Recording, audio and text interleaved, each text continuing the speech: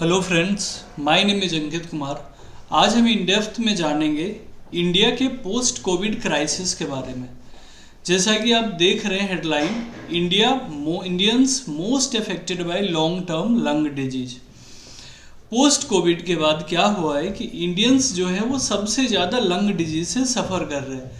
कुछ लोग तो साल 2 साल में रिकवर कर रहे हैं और कुछ लोग तो हैं जिनको ऐसा बोल दिया गया है डॉक्टर के द्वारा कि वो आपको लाइफ टाइम इसके साथ ही सफ़र करना पड़ेगा। तो क्या है ये लॉन्ग टर्म लंग डैमेज, इसको आज हम इन डेप्थ जानने की कोशिश करेंगे।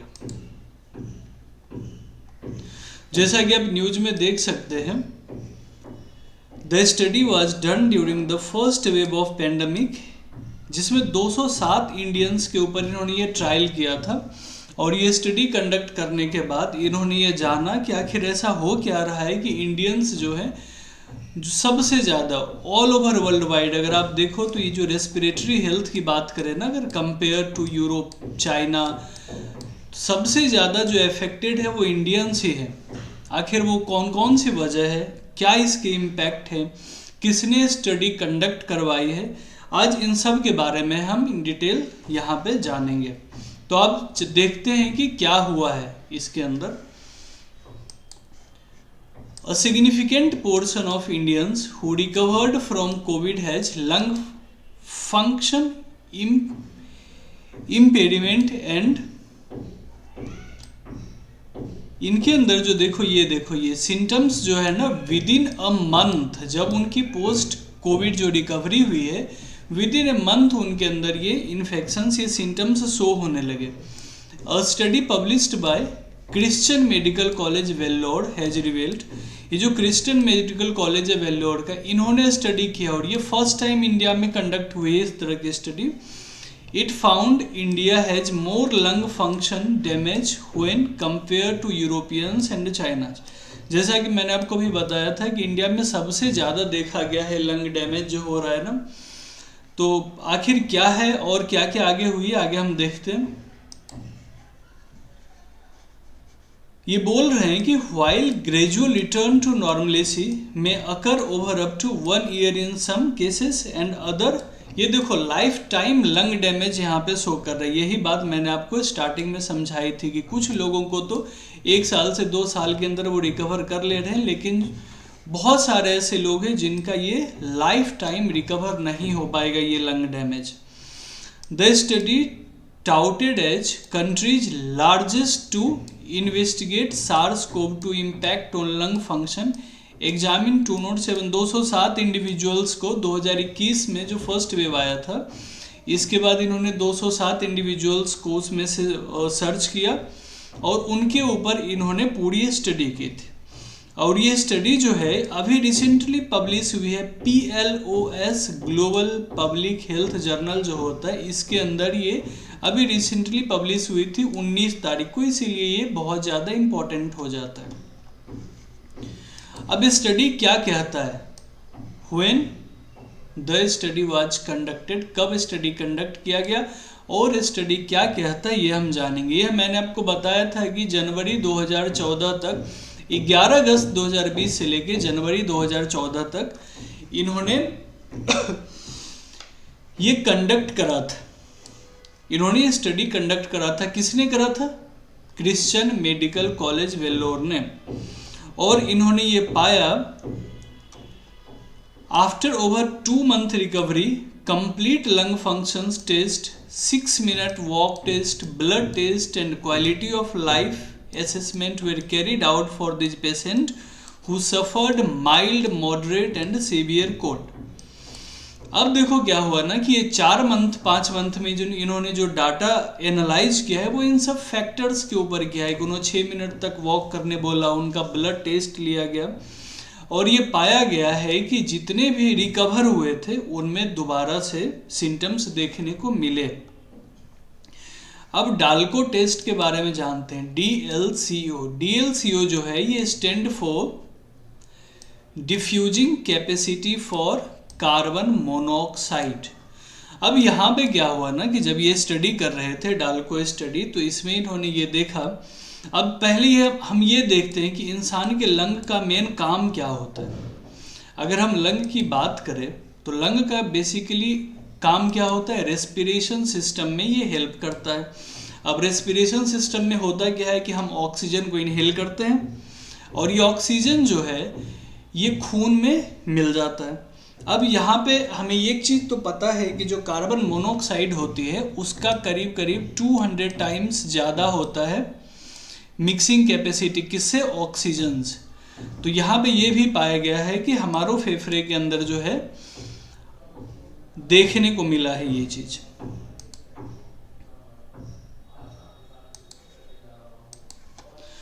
It measures the amount of oxygen that it transfer from the lungs to the blood stream when a gas containing trace amount of carbon monoxide is inhaled.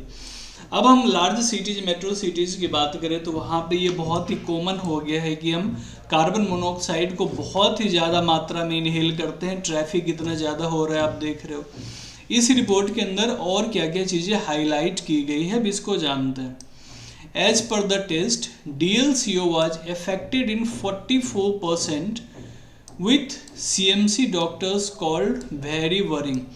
100 अगर Indians हैं तो उसमें से करीब करीब 44 लोगों के अंदर जो है वो कार्बन मोनोऑक्साइड की कॉन्सेंट्रेशन बहुत ज़्यादा देखी गई है उनके फेफड़ों के अंदर। 35% exhibited a restrictive lung defect which would affect the ability of lung to inflate with air as the breathe। अब देखो इन्फेट क्या होता है कि जब हम सांस लेते हैं ना तो हमारा लंग एक्सपेंड करता है। तो यहाँ पे क्या हो रहा है कि उनका जो 35% पीपल है ना पोस्ट कोविड, उनका जो लंग है वो एक्सपेंड होना बंद हो गया है। And 8.3% has an obstructive lung defect. अब इसके अंदर क्या हो रहा है कि जो लंग्स है उसकी जो नली होती है ना, यहाँ से अगर आप देखो तो ये जो नली आपको दिख रही है, तो इस नली में क्या हो रहा है कि जो सांस लेने में और छोड़ने में उनको बहुत सारी दिक्कतों का सामना करना पड़ रहा है, ऑब्स्ट्रक्ट कर रहा है उसको। Quantity of life test also demonstrate as an adverse impact. Life test के अंदर इसको बहुत ज़्यादा जो एडवर्स इम्पैक्ट देखा गया है। अब इसके इम्पैक्ट क्या क्या हो सकते हैं। The researchers told in the long run these patients might end up with a lung that function less than optimally। देखो ऑप्टिमाइजेशन क्या होता है ना कि किसी भी रिसोर्सेस को हम मैक्सिमम लेवल तक यूज करते हैं। चूँकि इनका लंग जो है ऑलरेडी इन्फेक्टेड है तो ये बोल रहे हैं कि बहुत जल्दी ही जो है ना वो बहुत कम हो जाएगा इनका जो फंक्शन है। Patient are immediately,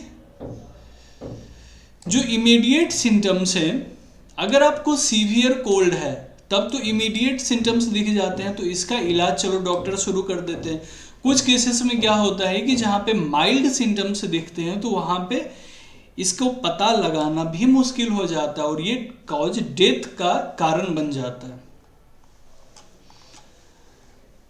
further the study compared the rate of comorbidities in several countries. अब देखो ये टर्म जो है ना कोमोर्बिडिटीज, अब ये क्या होता है, इसका मतलब ये होता है कि बेसिकली एक साथ कई सारी बीमारियों का होना। अब इंडिया के अंदर क्या है कि जो जितने भी कोविड पेशेंट है मोस्टली उनके पास ऑलरेडी वो पहले से बीमार है, किसी को डायबिटीज है, किसी को ब्लड शुगर की प्रॉब्लम है।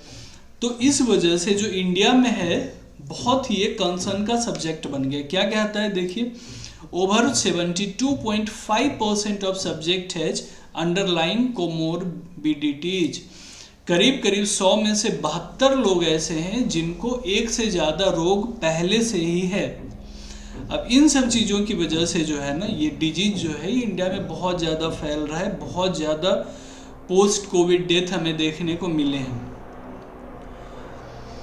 अगर इसको हम नंबर करें, कंपेयर करें अगर इस नंबर को, तो ये मैंने आपको स्टार्टिंग में ही बोला था कि 2020 की जो स्टडी एक ग्लोबल स्टडी थी, इसमें देखो यूरोपियन रेस्पिरेटरी जर्नल ने इसको पब्लिश किया था। इसमें इन्होंने बोला था कि जो पेशेंट है ना इंडिया में बहुत ज़्यादा है। अगर बात किया जाए तो चाइना में देखो ये 40% के आसपास देखने को मिला था, लेकिन इंडिया के अंदर वो 72.5% देखने को मिला था। आगे चलते हैं, अब देखते हैं कि सिम्टम्स क्या हैं इसके। Symptoms of post Covid lung damage. अब इसके सिम्टम्स क्या है, देखो शॉर्टनेस ऑफ ब्रीथ, आपको बार बार सांस लेना, वो बोलते हैं ना दम फूलना, तो वही हो गया शॉर्टनेस ऑफ ब्रीथ, जो आपका ब्रीथ साइकिल है वो बढ़ गया है। परसिस्टेंस कफ, आप कंटिन्यूसली खांस रहे हो। चेस्ट पेन और टाइटनेस, आपको जो चेस्ट में है वो पेन हो, थोड़ा सा भारी लग रहा हो चेस्ट हमेशा, ये सब इसके कुछ सिम्टम्स है। Fatigue, decrease exercise tolerance, frequent respiratory infections, मतलब आपको बहुत सारी सर्दी जुकाम खांसी ये जो है ये कंटिन्यूसली होता ही जा रहा है। तो ये सारे कुछ चीज़ें हैं जो कि सिम्टम्स दर्शाती है किसके, पोस्ट कोविड लंग डैमेज के। अब हमने इसके इम्पैक्ट भी देख लिए, सिम्टम्स भी देख लिए, तो अब हम फाइनली ये देखते हैं कि इसके लिए हम कौन कौन सा ट्रीटमेंट स्ट्रेटजी अपना सकते हैं।